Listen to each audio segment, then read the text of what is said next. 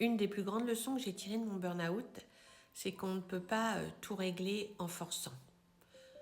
Quand notre énergie baisse, beaucoup d'entre nous vont réagir de la même façon.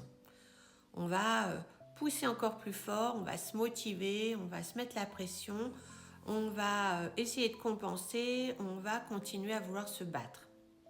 Le problème, c'est que le burn-out n'est pas un manque de volonté, c'est même souvent un signal que certaines ressources à l'intérieur de nous sont épuisées.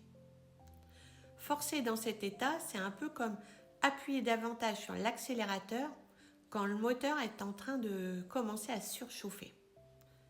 Ce qui m'aide aujourd'hui, c'est pas de continuer à vouloir être dure avec moi-même, c'est de devenir plus vigilante.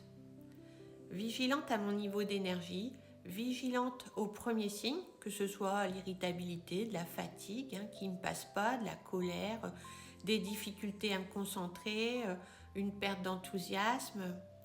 Et concrètement, comment on va faire ? Eh bien, on peut commencer par prendre quelques minutes chaque jour pour se demander comment je vais là, vraiment. Et commencer à observer ce qui nous recharge et ce qui nous vide. On le sent dans son corps. Aussi, respecter les signaux, même s'ils sont faibles, avant qu'ils deviennent des vrais signaux d'alarme. Parce que plus on va intervenir tôt, moins on aura besoin de s'arrêter longtemps.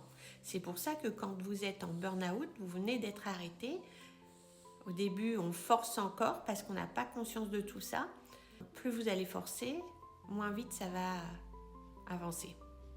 Notre performance, entre guillemets, durable ne va pas venir avec la capacité à forcer comme on a toujours fait. Elle va surtout venir avec la capacité à s'écouter suffisamment tôt, surtout pour ne pas que ça dure pendant plus que nécessaire.